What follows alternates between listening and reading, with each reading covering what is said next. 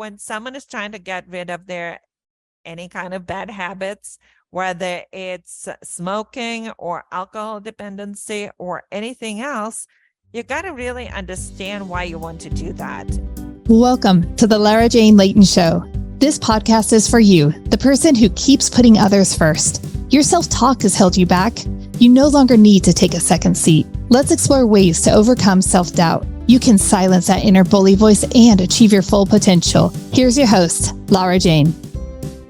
Hello, listener. It's Lara Jane, your host here, and I am here with a new friend of mine. Her name is Veronica. Veronica and I are taking a class together of helping us to brand ourselves for the business world. I'm going to put Veronica's headshot, bio, and all the ways to get a hold of her in the show notes. So feel free to go there and look her up, but let's turn the time over for Veronica. Veronica, looking at your bio, it says you're a hypnotist. Tell me about that. Yes. So I decided to become a hypnotist last year. I used to be a coach, and I just decided to become a hypnotist because I spent so much time listening to different hypnosis recordings. I worked with a hypnotist before, and I found it so helpful for different things, whether it had to do with self-worth, abundance, confidence, fear of needles, driving. And it was funny because I listened to it for hypnosis for years. And then a few times people said to me, like, why don't you just become a hypnotist? And I thought to myself, I'm like, oh, that's really hard. I don't think I can do that. And then one of my friends from another class, she teaches a class on hypnosis. And I literally just signed up for the class the day it was starting because suddenly I figure out I was ready and I decided to do that. How does hypnosis differ from affirmations or meditation or subliminal programming? Well, hypnosis is different in a way that it works definitely with your subconscious mind. And a lot of things that we maybe believe in have been programmed by either our parents, caregivers, grandparents, teachers between the ages and between 4 and 7.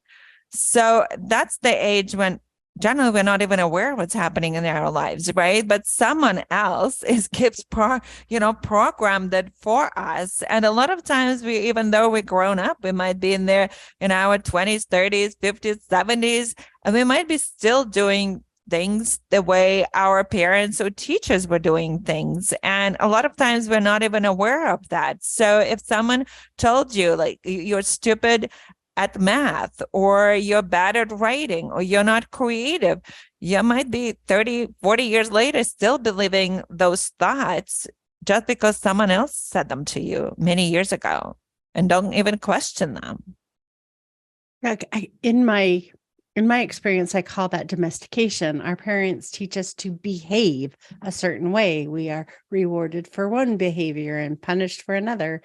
And some of those are just that expectation that my husband talks about it all the time. I am to be seen and not heard.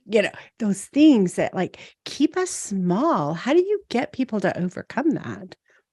Right. That happens for so many people because the kids learn like you got to be seen, not heard. Especially I grew up in the former Soviet Union. So that was, living in small places. The parents didn't want to hear you much. Like you could be seen, but not heard.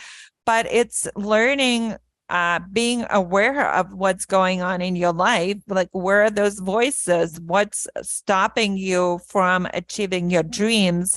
Is it something that you're lacking self-confidence, or maybe it's a belief, like you said, it could be like, I should be seen but not heard, because if you have that belief deep down, you might be doing like spinning like a hamster in a wheel without even realizing that that belief is still kind of guiding you through life and preventing you from achieving the goals and the dreams that you have.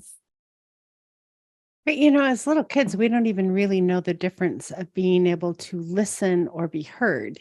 I remember a time when we're driving down the road and I'm in the back of the station wagon and I'm trying to talk to my dad. And he's like, Jane, I can't hear you. And so I started singing, and then I was told to shut up. Like, I thought you couldn't hear me.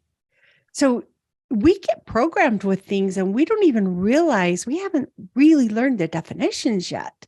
So how do you separate that? Right. So a lot of times, like even when I work with people, a lot of times when you just ask people where certain beliefs came from, like I'm not good at math, or, like that's something, like your parents will tell you to shut up. And the parents don't even realize it because they might be just busy. They'll be like, Jane, just shut up because I'm busy, right?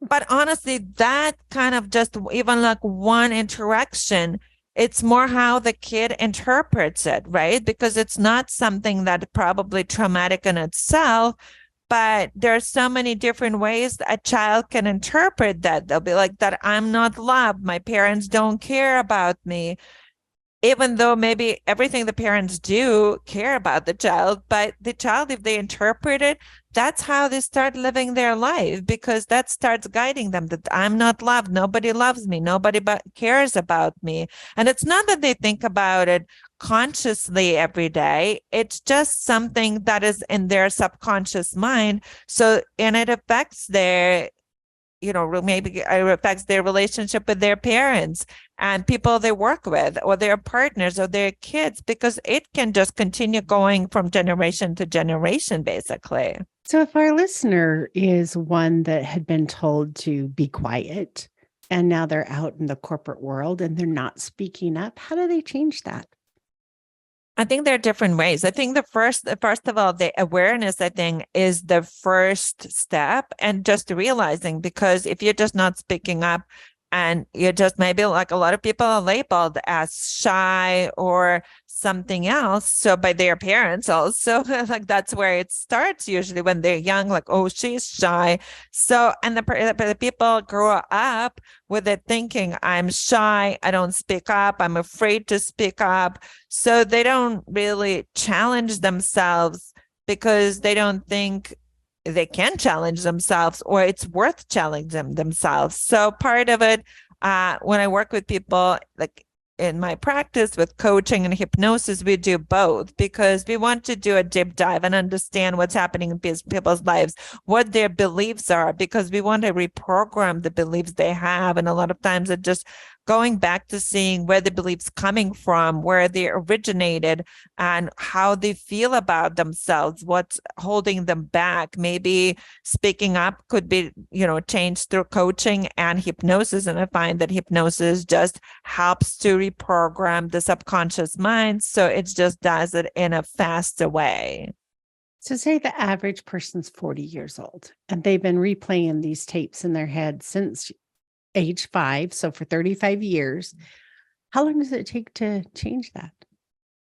I think we were looking generally at a few months, and usually what I do with people work maybe 5-6 sessions on things like that, and we usually meet every 2 weeks. But I also give people homework to listen to the hypnosis recordings, and also whatever the beliefs we create them reframing the beliefs that they had. Also encourage them to record it in their own voice, so they can start embodying it, incorporating it in their beliefs, so they start believing in things that it's something is possible for them. And part of it is also going back, you can learn so many different things, of course, but it's also taking action. So whether you're doing coaching, hypnosis, but a very important part of it is taking action. And I don't necessarily push people into taking huge steps, like a lot of people believe in just jumping of the board into the water.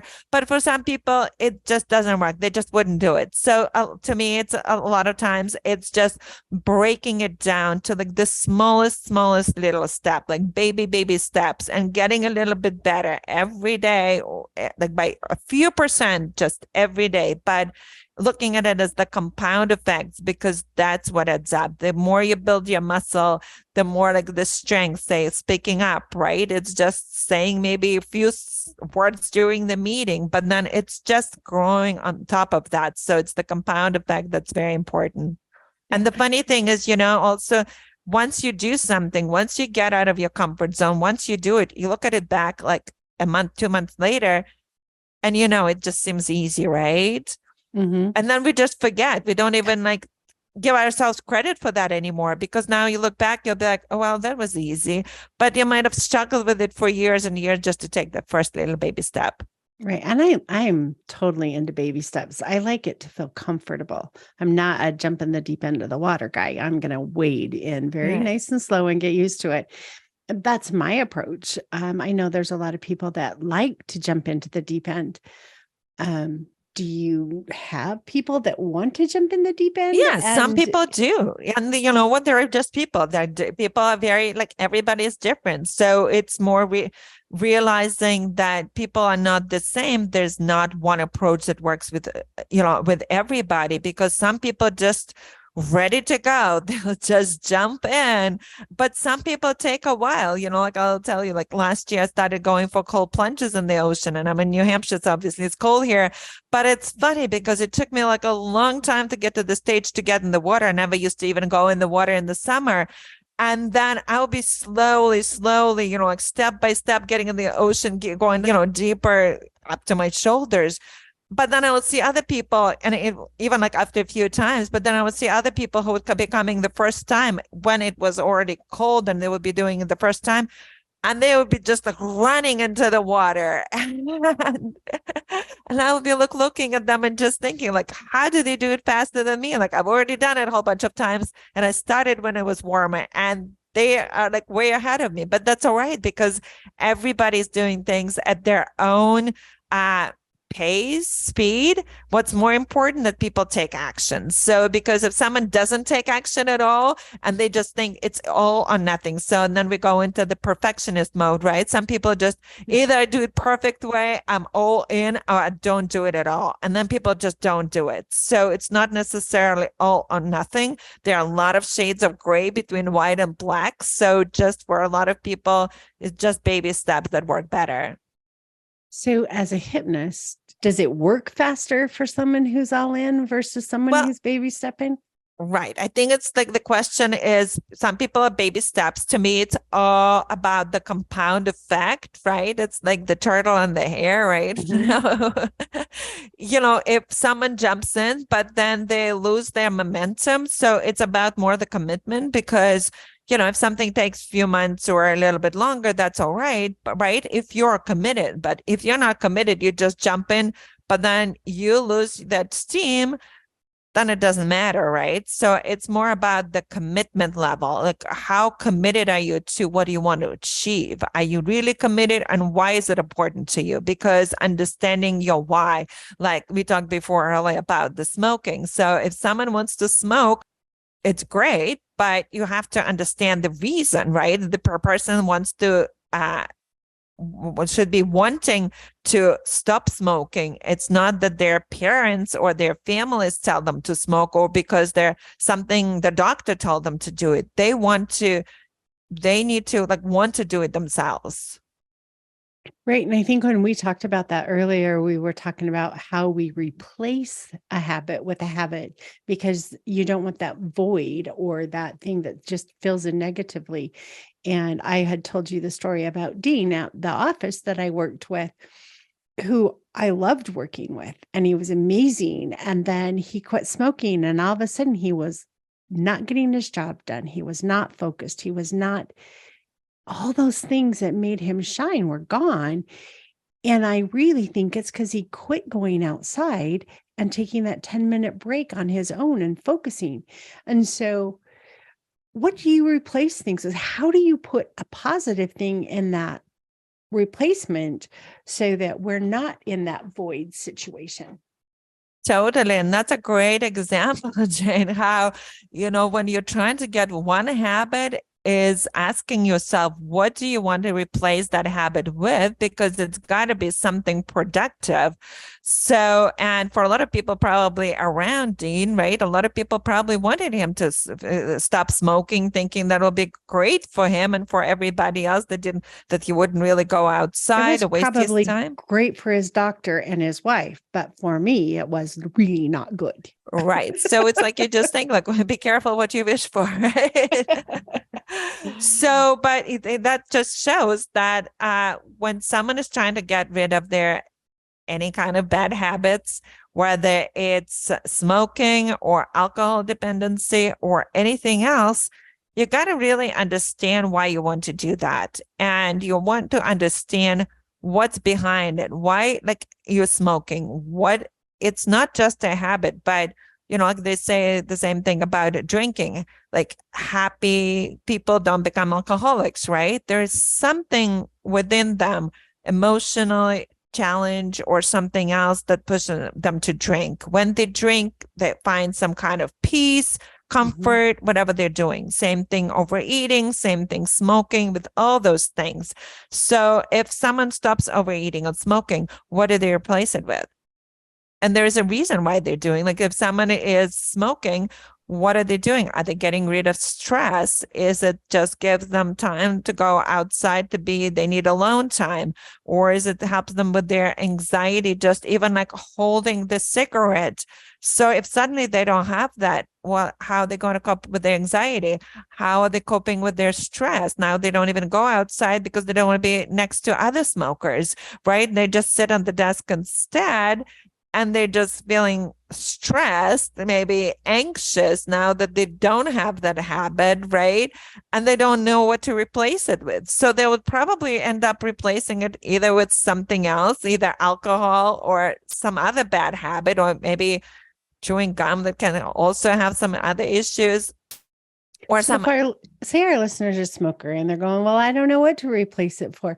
Can hypnosis help choose that thing? Or is that something we need to choose consciously? And then that's something we do work like with in coaching. So we incorporate, because we want to see what's happening in the person's lives, what's important to them. What is the reason that they're smoking? What is the reason that might be hard for them to stop smoking? Maybe because it helps them deal with stress and anxiety. So finding healthy, holistic ways to deal with things that are bothering them. Maybe they just need a 10-minute break. Maybe they just need to be alone. But it's understanding, because the more aware people are, sometimes I work with people who might just not ready to stop smoking, but they just become at least more aware of the situation when they start smoking, usually that they're feeling stressed, anxious. So they just reduce the number of cigarettes because they're more aware what triggers them. So they can just replace it with something else, whether they have a drink of, like have a glass of water, or they just meditate, or they just do something else instead.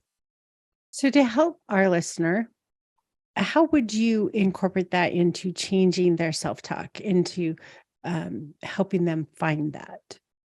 Right. So the self-talk is always very powerful. And usually I just suggest to people, first of all, being aware how much time do people spend in negative self-talk, because for someone it might be 5% of the time, for someone else might be 95% of the time, right?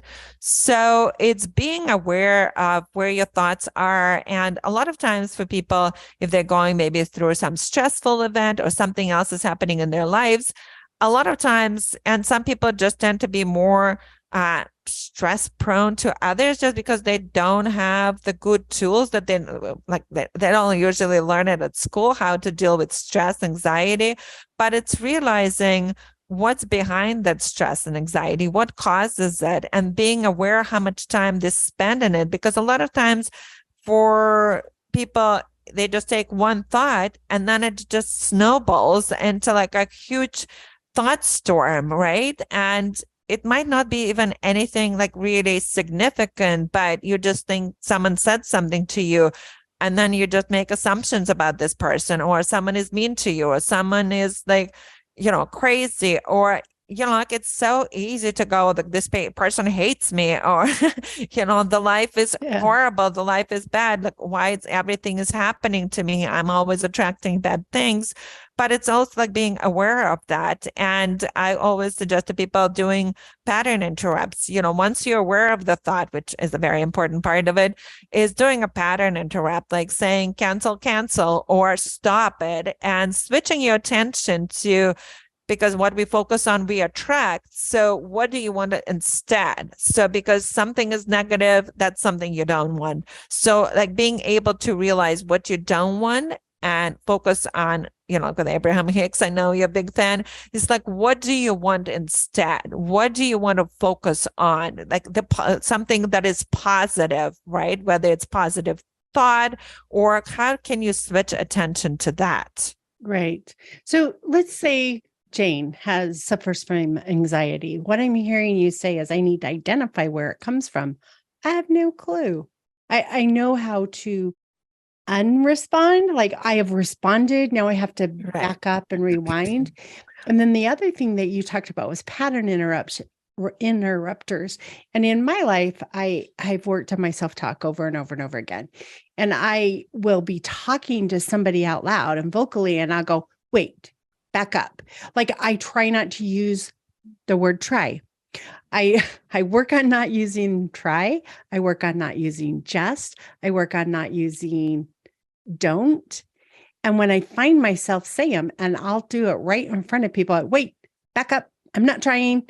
I'm going to change that, and so I make it very vocal because I don't want just my subconscious to hear it. I want everything around me to say, this is not how I speak, and I will change it. And so the pattern interruption, I totally get that part. And I'm still a little bit struggling of how do I understand I know the trigger, but I don't know the source of way back when what that trigger is. And so in a lot of times, no, I don't think you really need to know. I think something when I work with someone with coaching and hypnosis, for a lot of things, we do deep dive and everything else. So just to understand deeper, but like if someone is doing things on their own, I think it's less important to trying to figure that out versus being aware of your thoughts and what's happening with your thoughts. If they're like, it's 95% of your thoughts are negative, and just being able to interrupt the thought pattern and just replace it with something else. Mm-hmm. And just realizing where, like we talked about earlier, about like I said, we live in the feeling of our thinking, not our circumstances.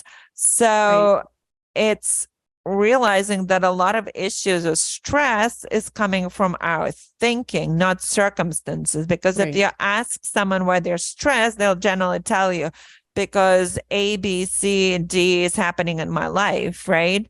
So it's a relationship, it's this, it's my work, and something else, but it's not those things themselves. It's our thinking about those events that causes the problems.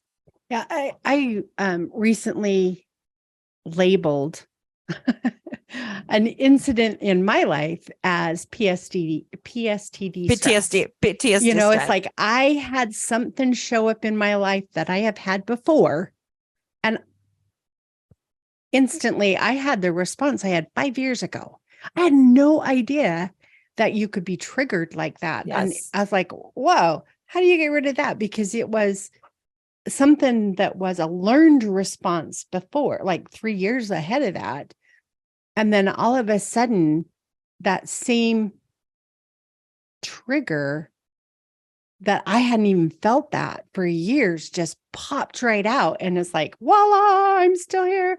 Go get rid of you. So how do you deal with that? Is hypnosis what you find hypnosis is the best way to do that? Right. Hypnosis is very powerful with PTSD, and because it goes back, works with your subconscious mind and something else. And it's interesting that you say that. I know, like, one of my next door neighbors, he was a Vietnam vet, who went through a whole bunch of like problems with alcohol before, and we were having conversation not long ago, and he was telling me how hypnosis helped him with PTSD, that getting rid of his alcohol addiction and everything else and sort out his life, because he used to go to doctors and like therapists, and like nothing like helped him before, like he was just having serious problems with alcohol.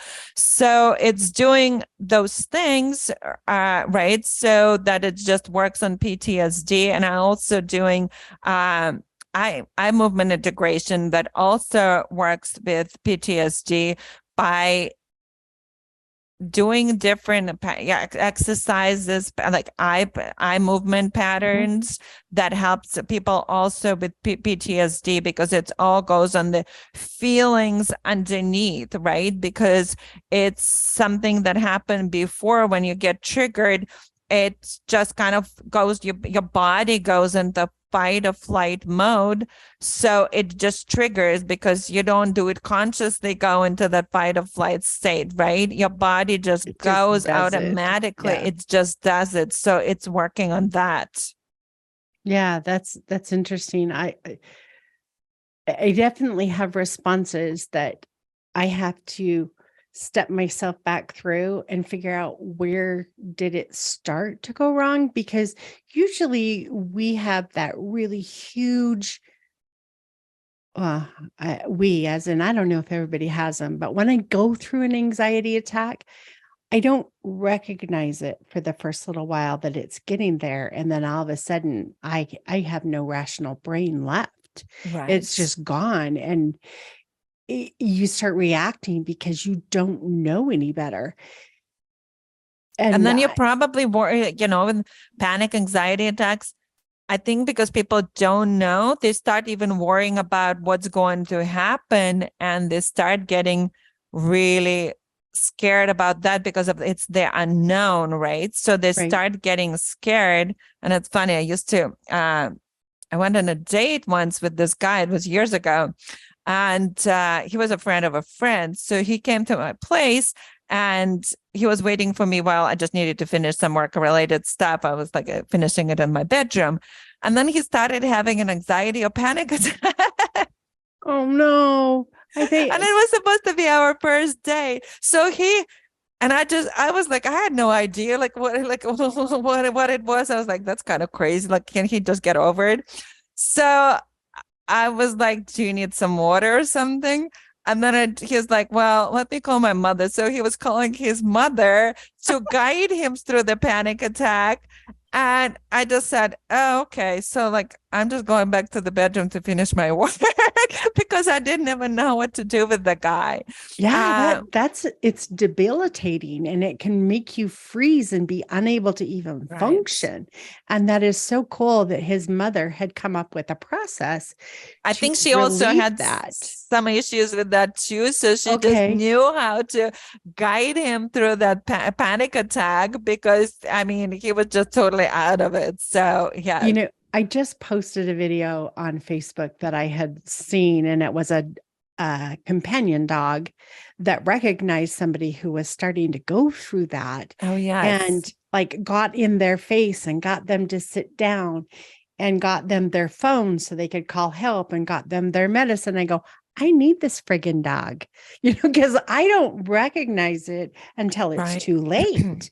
Right. And that's, I think, the big problem. And I know like the people who have dogs that I've heard of that, they, like you said, the dogs really sense the energy so that they can help the person help to be aware, because a lot of times we just don't notice whether it's negative thinking or anxiety, panic attack. We don't notice until we're like probably in the middle of something, because things have started spinning in our heads and everything is going so fast. We just don't remember to slow down and just being like aware of that and focus on our breathing, because breathing is a big part of it. Because if something like anxiety attack or something happens, our breathing is, like out of control. Right. I have another friend that, in fact, it was right after I posted this video, she started chatting with me on Facebook Messenger, and she's like, That's what my cat does. She wasn't even trained to do that, but she has a Siamese cat that senses when she's starting to have anxiety and starts jumping up on her Wow. lap. And she also suffers from stopping breathing. She doesn't just, if she freezes, she doesn't fight or flight, she freezes. And the cat will put its nose in her mouth to remind her to breathe. And I'm like, wow. God, I don't know. How do we get these amazing animals in our lives? Because she's single and she's alone and she has this cat that is there for her. I shouldn't say alone. She gets out and about, but how amazing. Like, maybe you could help her. Whatever. Right. But that's like, amazing. And I think animals are very powerful because they're really sensitive to energy. They don't like to be, like if the person is scared, anxious, a lot of times if the animal is anxious, a lot of times their owner is anxious, right? And they kind of the same thing with the kids. Sometimes, like if I'm working with the adults, if the kids have behavior issues, like a lot of times, like what is the parent doing to contribute a lot of times to that, right? If the parent is, I see a lot of times the parents will be talking about their kids who are like on so many like anxiety medication, anti-stress medication and this and that. But they're very stressed and anxious themselves. And the things they say to the kids, right? Oh, we're totally broke. We're out of money. We don't have this. We don't have that. So they're stressing the kid by just saying certain things that they're not even aware of. So it's how to we impact people around us, but things that we say, like whether it's our kids or our parents or our friends, all the people around us. Yeah, I have a brother-in-law, that my husband's brother, that tells his children they're brain dead. Oh, you idiot. Right. You're so brain dead. And I'm going, what are you telling your child? Like, what if they internalize that and they think about that for the rest of their lives? His kids are in their 40s now, and they all appear to be successful adults. So maybe it didn't cripple them. But right. And it's just more like how, they take it. For some people, they probably maybe not internalize.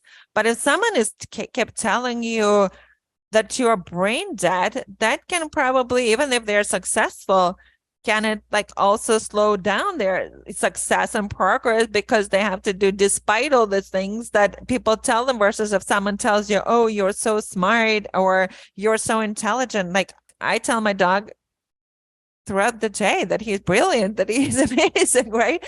So I think a lot of times people just say things because they, a lot of parents, probably more all the generation, think that if they say to you, oh, are you brain dead, that it will encourage you to do more things. And for some people it might, but it's still kind of in your back of your subconscious mind. There's something about being brain dead. So maybe certain things they'll say, oh, I can figure out X, Y, Z because I'm brain dead, right? So it might be some area in their life, they may be successful in some areas, but in other areas, there might be something say, oh, I'm totally brain dead. Like my father keeps telling me that I'm brain dead, right? So I always wondered if it replays in their mind, because it sure just hurt me to hear it.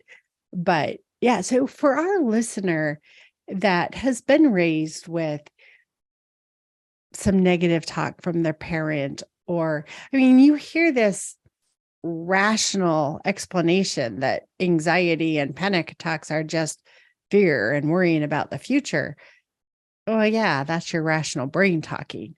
How do you get the emotional brain to understand it is just the fear of the future and replace that with a more present process?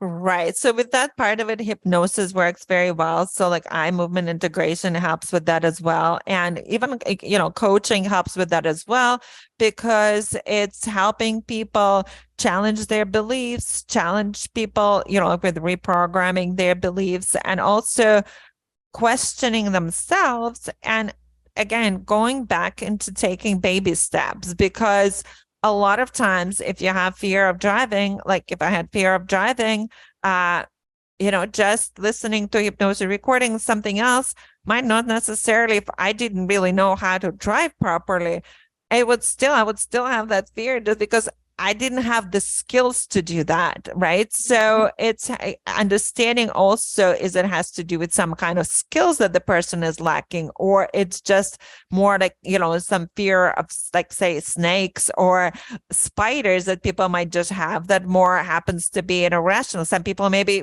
got bitten by a spider or a snake, but a lot of people just have the irrational fear. So it's working on that and helping people overcome the fear, but it's also taking action. So say if I'm working with someone, fear of snakes and everything else, just get them, like, look at the picture of a snake, even like looking first at the picture of a snake, being okay with that, like, without getting freaked out. So again, taking, like, a lot of times for some people, it's just more comfortable taking little baby steps. Something that you and I haven't talked about, but one of the things that helps me is to go find the spiritual meaning behind that encounter. I used to hate skulls. Like, I wouldn't let my kids wear skulls. To me, they were death and evil and negative. And the only way I got over that was learning what the spiritual meaning is behind a display of a skull. And that's that rebirth, that regeneration, that renewal. And all of a sudden, something that had been so negative to me for years and years and years is now something I embrace. And my kids go, "Mom, why do you wear skulls? You never let me." It means something different to me now. And so a lot of us have, I don't know, that in our class that we're taking, we were supposed to get spirit animals to help us on our journey. And in my background is my giraffe. The giraffe is my spirit animal. That giraffe is new. I had to buy it just for this. Right. But what I learned is, in this journey, I need to show up. And I have always wanted to play in the background and be not seen, not heard, just to help and do things. And the spirit animal is to tell me that you've always been seen. Now let people enjoy the beauty and what you can offer. And so it's like, oh, it's okay to be seen. I've always been seen. I just didn't know it. And so it's kind of one of those things that it really helps for me to have something to ground. Like, I am going to put the power of peace in this, or, you have the worry stones, you have all these things. It's an outlet.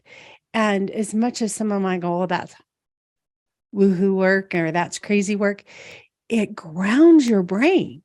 Like, if you have a worry stone and you're starting to feel that stress and you pick it up, you literally are releasing that stress, because that's the process that your body and your brain are allowing it to do.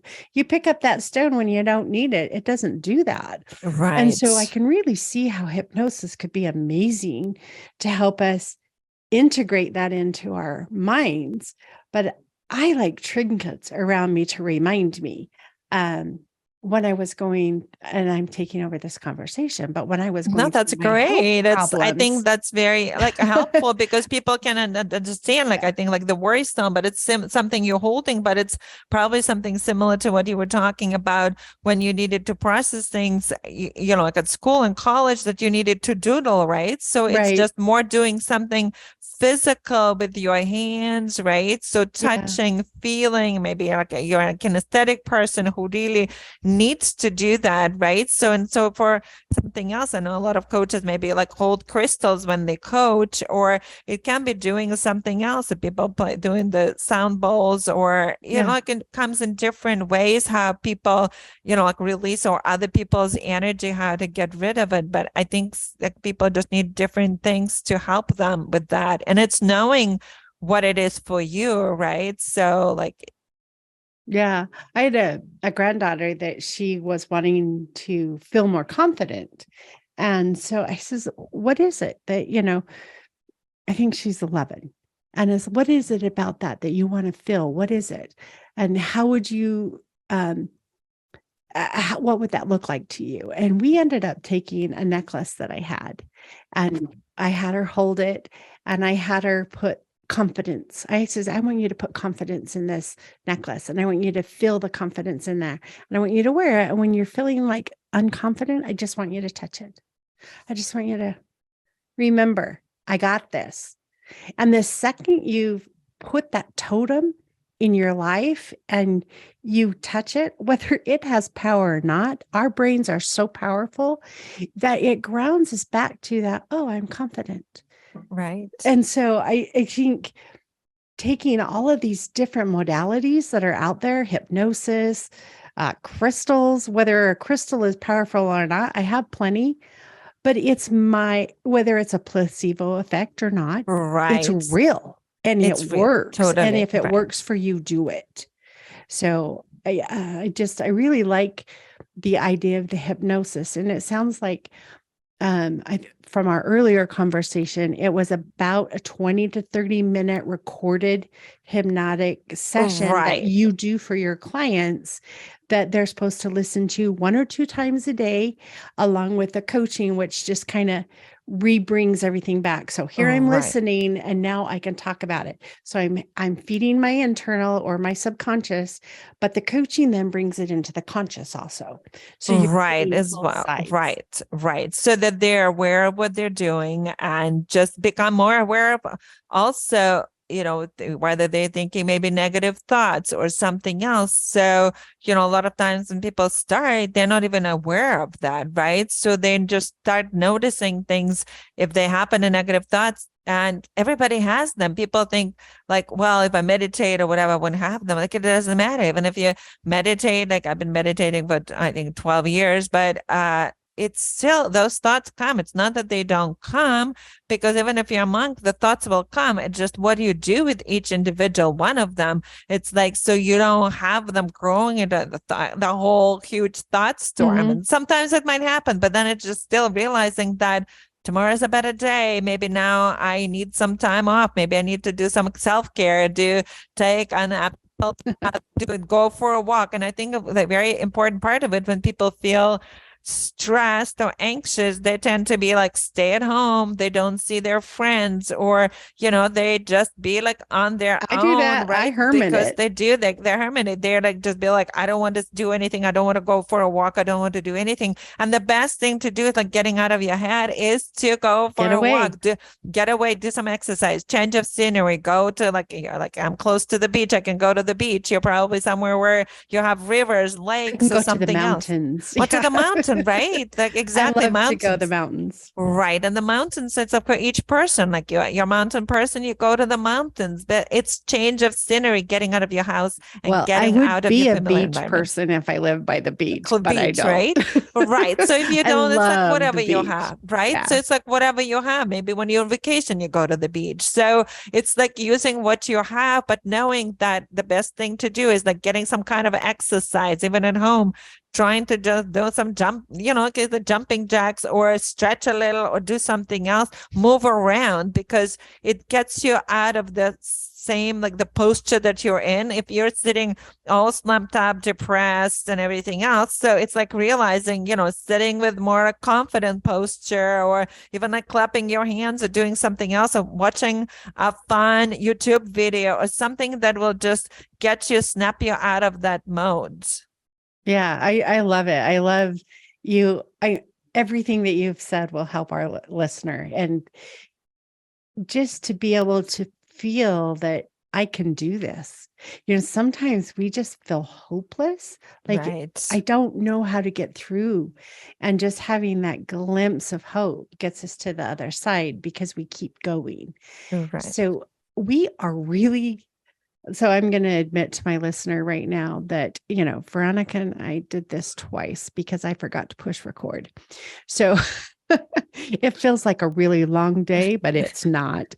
Anyway, I want to give Veronica an opportunity to give us some closing wisdom and to summarize how hypnosis and eye movement Integration. all that integration, how that helps us become, because this podcast is all about is self-love and getting that bully voice out of our heads and becoming our own best friend. How can those things help us do that? Sure. So like one of the advice that I would like to give to the listeners is just knowing that you're never alone. There's always help out there, and asking for help, because I think when we're in a kind of depressed mode state, a lot of times we just forget that other people can help us, or they can help us to have a different perspective on things, because we look at things almost like a horse that has blinders on, that we just see something, but we don't see the whole picture around us. And having someone else look at things from a different perspective, it's a lot of times very eye-opening, because like one of my meditation teacher says, stress makes us stupid. So which means that when we're stressed, we can't think clearly a lot of times. So we don't have that clarity. So we think that we know everything we need to know, that we're stressed, but a lot of times we just can't see things clearly because of our stress. So it's realizing that.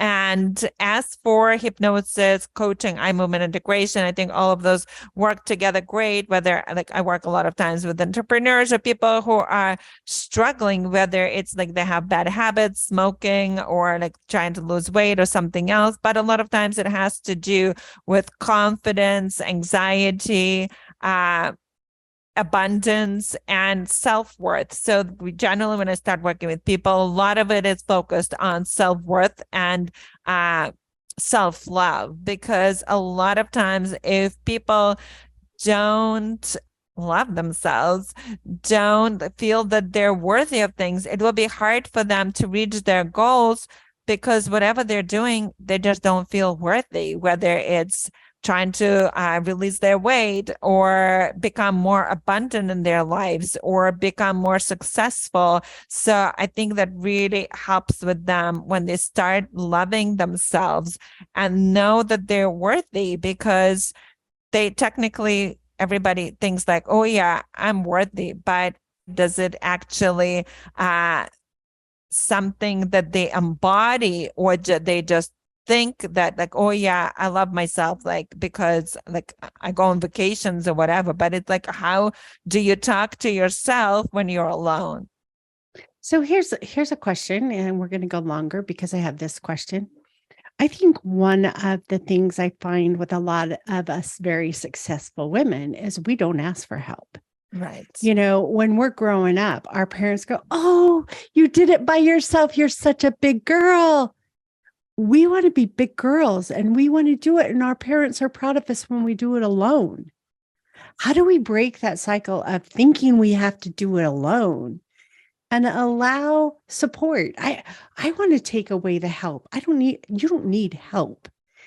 You just need someone to be there just to watch you through the process and to help you get through the process.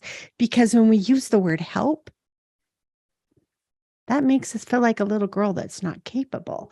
So how do we get over that? I mean, is there some kind of trick, to help us allow for support and what we call in our class we're going the accountability partner? Right. I think that's so amazing, because they're just here to help you stay on track to your goals, not my goals for you, your Right. goals. And so how do you make that that transition to Right. And allow I think for that support? I think for a lot of women, especially, it's really hard to ask for help, because they're so used to trying to be self-sufficient, knowing, because that's how a lot of times they're brought up. Like, you should be able to do everything by yourself. You shouldn't ask for help. So for a lot of people, asking for help, meaning that I'm not capable, that I can't do things myself. But it's realizing, like, where do you need help? Do you need help with someone? Someone might just need help with someone to inspire them, believe that something is possible for them. Another person might need help with something. Maybe they're struggling with their tech issues, right? Because a lot of people, like entrepreneurs, think especially coaches, think that it's coaching is easy because it comes natural to them, but they're struggling with all the tech stuff.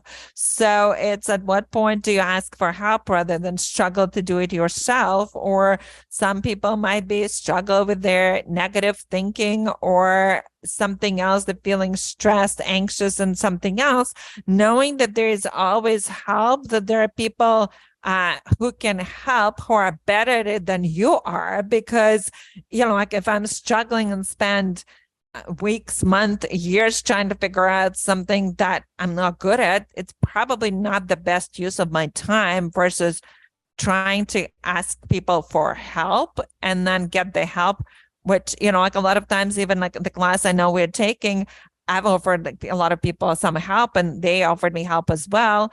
Something that might take me half an hour to help someone else, like it might take them like hours trying to figure it out, right, by themselves. So it's just realizing how can you utilize other people and being okay asking for help, and maybe even starting with small requests and then seeing that people are okay helping.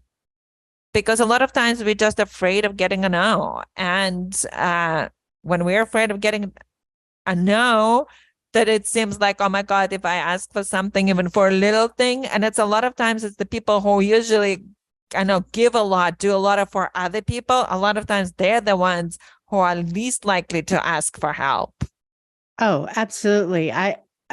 I'm right there with you. I would rather help somebody than be helped, but I have really practiced, allowed myself to not always have to be strong, because my upbringing taught me that asking for help was weak.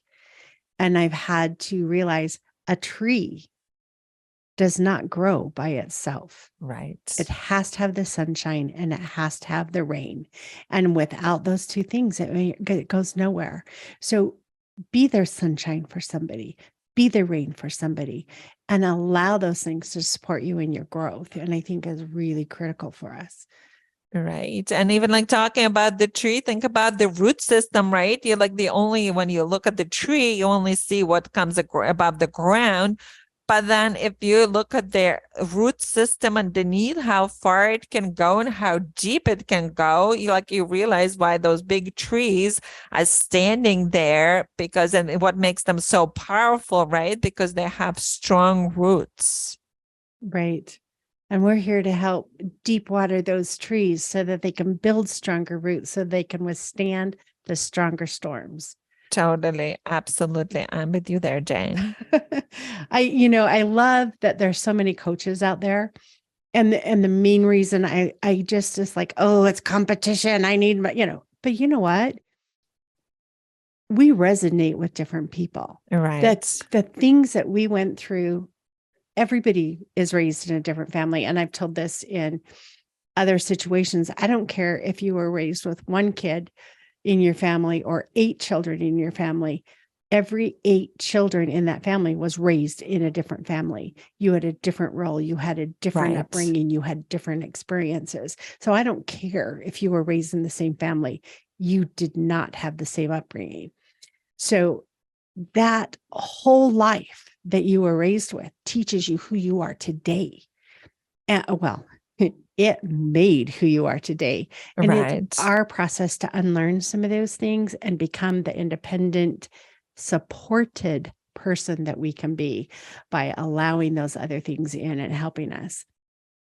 Do you have some last succinct word of wisdom for our listener before we shut down? I think it's just know that you're more powerful than you are. And a lot of times that you don't even realize how powerful you are. So it's having people around you, whether they're mentors or someone else, finding those supportive people who can believe that you are more than what you are and that more is. Absolutely. Yes. Thank you so much. I enjoyed doing this twice. Me too. It was great, Jane. I'm like, wow, lesson learned. Don't just rely on the thing that says recording. Yeah, two great conversations. Yes, I totally have loved spending 2 hours with you today. Listeners, you'll probably get 20 minutes, but this has been a wonderful day for me. Thank you so much. And stay tuned for our next episode, which on the episode after the interview episode is the challenge episode, which gives you a challenge for the week. So stay tuned and listen to that. Thank you. Are you tired of waking up exhausted? You are not alone. If you're looking to take your life back, let's start with the simple step of adjusting your self-talk. Stay tuned for the next episode with your host, Lara Jane. Remember to follow the show so you don't miss a next simple step that you can use to feel more confident. And please leave an honest review.